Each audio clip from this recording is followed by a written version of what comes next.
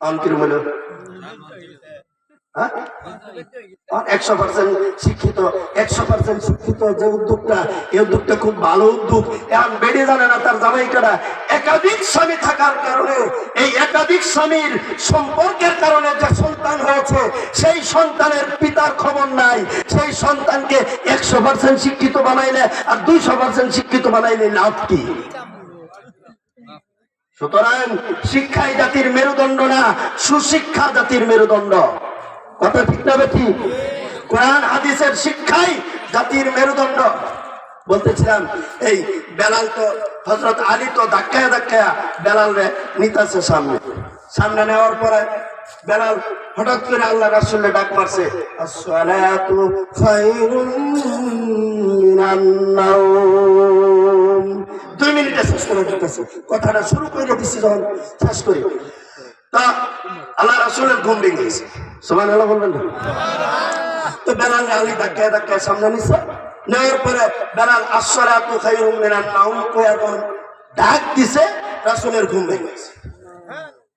এই বেলাল এদিকে আয়। বেলাল কই, হুজুর আমি মাফ চাই, আমার কোনো দোষ নাই, আমি আর জীবনেও আপনারা ডাক দিতাম না, আপনার ঘুম নষ্ট হতাম না। এই আলী ধাক্কায় ধাক্কায় আমার আনছে, আপনারা ডাক দিবার লেখা, হুজুর আমি মাফ চাই। এই বেলাল এদিকে আয়। এই তুই এত সুন্দর বাক্য কই পাইলি? এত সুন্দর বাক্য তুই কই পাইলি? বেলাল কই, হুজুর আমি জানি না, আমার মুখ থেকে হঠাৎ করে বাড়ি হয়ে গেছে। আল্লাহ কই, এই জন্য আমি আমার হাবিবকে ঘুম পাড়ায় রাখছি, না হয় আকাশ থেকে এই সুন্দর বাক্য বেলালের মুখ দিয়ে কেমনে পাঠাবো? সুবহানাল্লাহর আওয়াজ দুর্বল। আমার মুসলমান ভাইরা, বিশ্বনবী জনাব মুহাম্মদুর রাসূলুল্লাহ সাল্লাল্লাহু আলাইহি ওয়াসাল্লাম বেলালকে ডেকে বলে, বেলাল রে, তুই আমার সবচাইতে কাছের মানুষ। আল্লাহ রাসূল যেদিন মৃত্যুবরণ করেন, মৃত্যুর দিন বেলালকে ডেকে বলেন, বেলাল রে, আজকে আমার কাছে কি চাইবি চা, তুই আজকে যা চাইবি আমি তোকে তাই দিয়া দিব। বেলাল কই, হুজুর দুনিয়ার কোনো কিছুর প্রতি আমার লোভ নাই। হুজুর গো, আপনার কাছে কোনো কিছু চাওয়ার মতো আমার নাই। হুজুর গো, একটা জিনিস আমি আপনার কাছে জানতে চাই, হুজুর গো, কাল হাসরের ময়দানে কোন কোন জায়গায় খুঁজলে আমি বেলাল আপনাকে পাবো?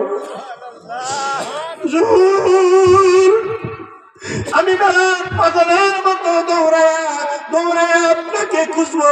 ইয়া রাসূলুল্লাহ, আপনি যদি একটু বলে দিতেন কোন কোন জায়গায় আপনাকে খুঁজবো, হুজুর গো সেই জায়গায় আমি বেলাল আপনার জন্য অপেক্ষা করব।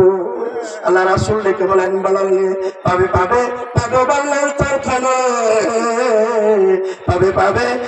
বেলাল বেলাল চারখানায়, দুজক হাসর ফুলসিরাত আর মিজানে, দুজক হাসর ফুলসিরাত আর মিজানে। এই 4টা জায়গার মধ্যে বলুন তো জান্নাতের কথা আছে? আছে?